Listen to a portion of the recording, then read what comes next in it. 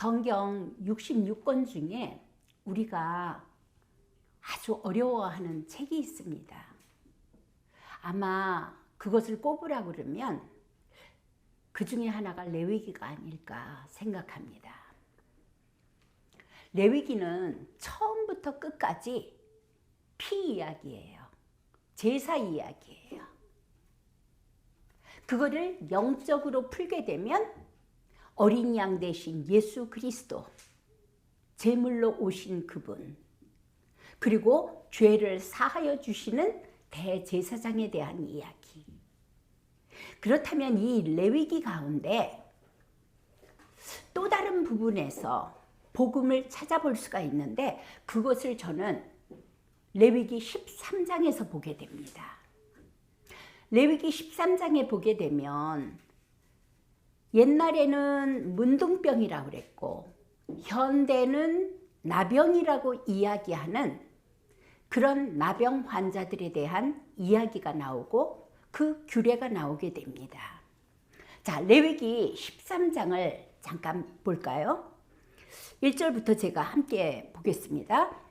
여호와께서 모세와 아론에게 말씀하여 이르시되 만일 사람이 그의 피부에 무엇이 돋거나 뾰루지가 나거나 색점이 생겨서 그의 피부에 나병 같은 것이 생기거든 그를 곧 제사장 아론에게나 그의 아들 중에 제사장에게로 데리고 갈 것이요.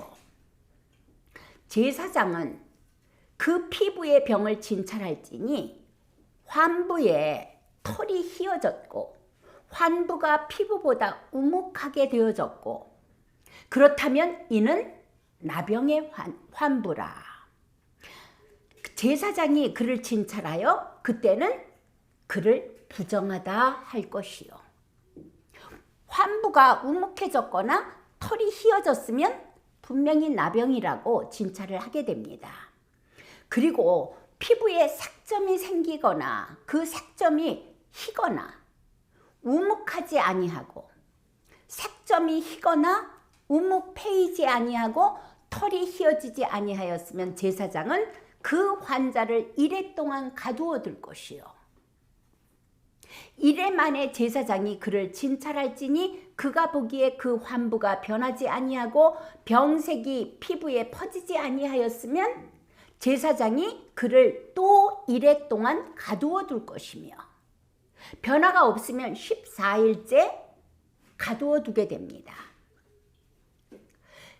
다시 이래 만에 제사장이 또 진찰할지니 피부가 엷어졌고 병색이 피부에 퍼지지 아니하였으면 그것은 피부병이라.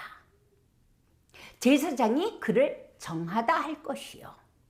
지금 피부병과 문둥병의 진찰의 차이점을 우리가 볼 수가 있지요.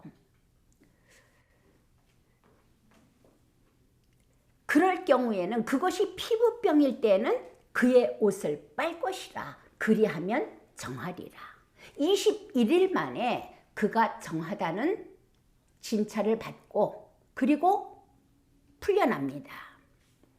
그러나 그가 정결한지를 제사장에게 보인 후에 병이 피부에 퍼지면 제사장에게 다시 보일 것이요 제사장은 진찰할지니 병이 피부에 퍼졌으면 그를 부정하다 할지니라.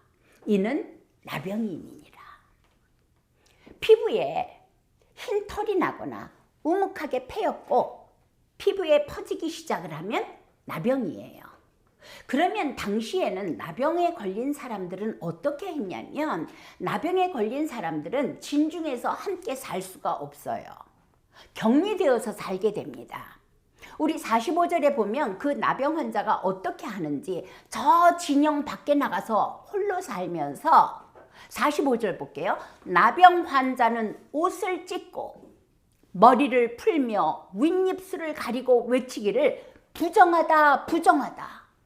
큰 소리로 사람들을 향하여서 부정하다 부정하다 소리를 질러 주어야 돼요. 왜냐하면 나는 나병 환자니까 나에게 근처로 오지 마라 이런 의미였겠지요. 그러면서 병이 있는 날 동안은 늘 부정한 것이라 그가 부정한 즉 혼자 살되 진영 밖에서 살지니라. 이렇게 문둥병 환자는 사람들로부터 격리되어서 진영 밖에서 홀로 살며 사람과 접촉할 수 없고 사람이 가까이 올 때는 나는 부정하다, 부정하다, 가까이 오지 마라 하면서 병이 나을 때까지 그렇게 살아야 됩니다. 자, 우리가 9절로 다시 돌아갈게요. 그 사람에게 나병이 들었거든 그를 제사장에게로 데려갈 것이요. 제사장은 진찰할지니 피부에 흰 점이 돋고 털이 휘어지고 거기에 생살이 생겼으면 이는 그의 피부가 오랜 나병이라. 제사장이 부정하다 할 것이요 그가 이미 부정한즉 가두어 두지는 않을 것이며 제사장이 보기에 나병이 그 피부에 크게 발생하였으되 지금 그 피부에 흰 점이 돋고 털이 휘어지고 거기에 생살이 생겼을 때에는 가두어 두지는 않아요. 그러나 그가 이미 부정하기 때문에 가두어 두지는 않지만 12절을 볼까요?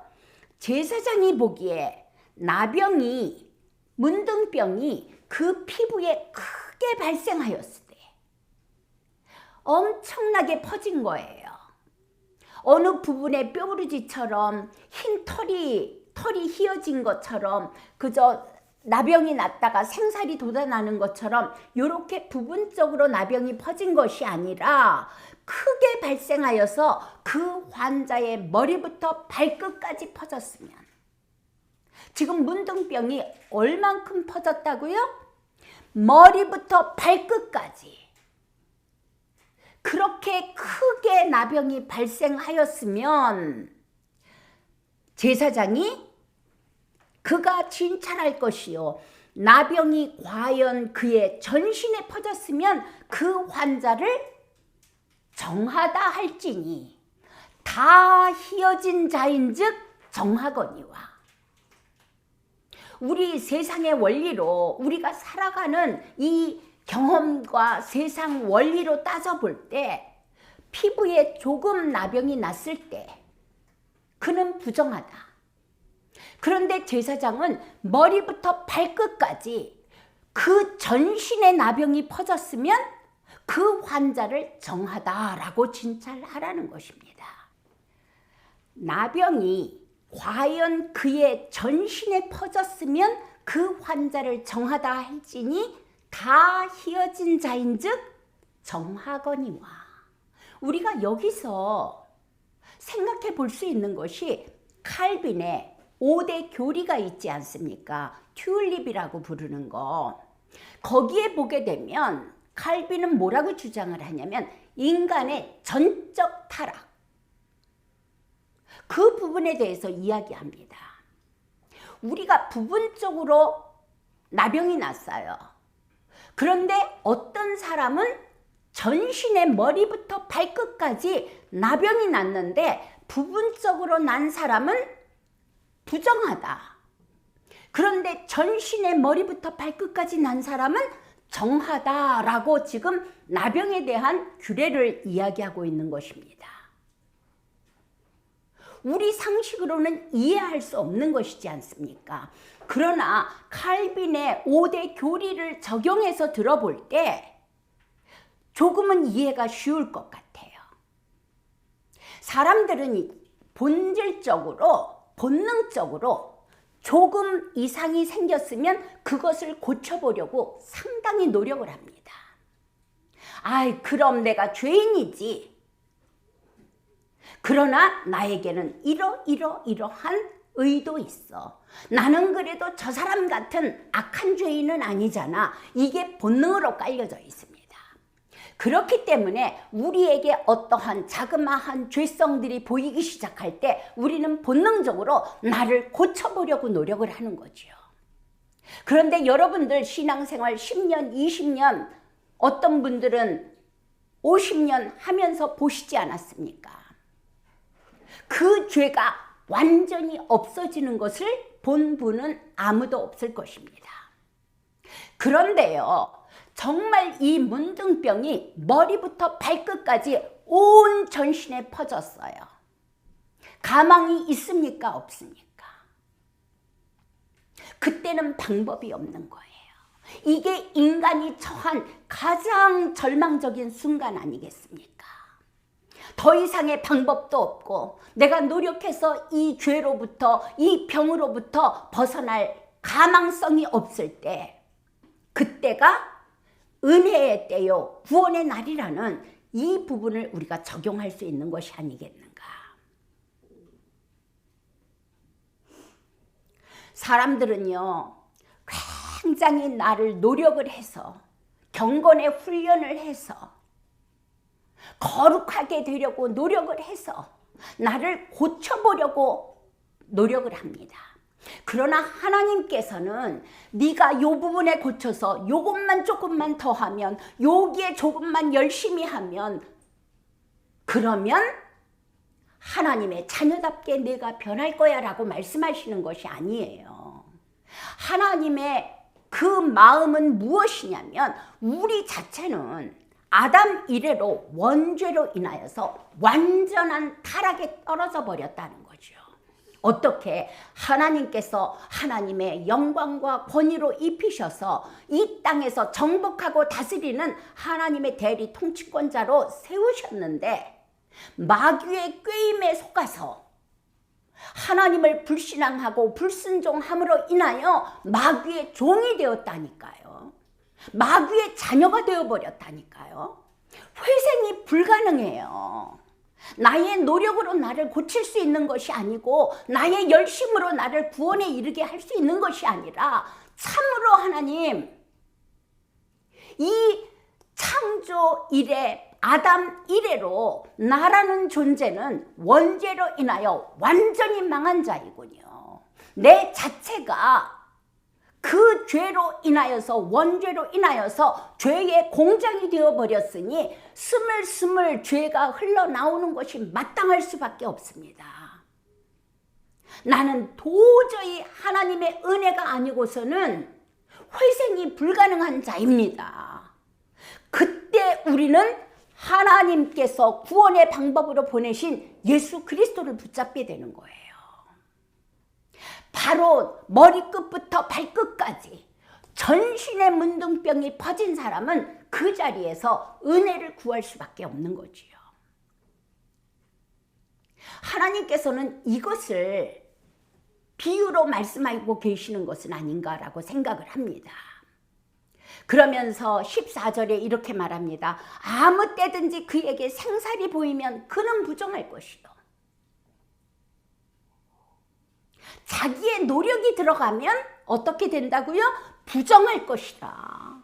우리가 하나님의 은혜, 우리 주 예수 그리스도 그 생명이신 하나님이신 영생이신 그분을 받았을진데, 나의 노력으로 나를 구원하려고 한다면 그는 부정할지니, 제사장이 생사를 진찰하고 그를 부정하다 할지니 그 생살은 부정한 것인즉 이는 나병이며, 다시 나병 진단을 받게 되는 거예요. 오히려 전신에 퍼졌을 때는 정하다고 말씀을 하셨는데, 생살이 돋았을 때는 부정하다, 이는 나병이다 라고 말씀을 하시는 거예요. 그 생살이 변하여 다시 휘어지면, 그러나 그 생살이 돋던 자리가 다시 허해져서 문둥병이 되어지면 제사장에게로 갈 것이요, 제사장은 그를 진찰하여 그 환부가 휘어졌으면 환자를 정하다 할지니 그는 정하니라.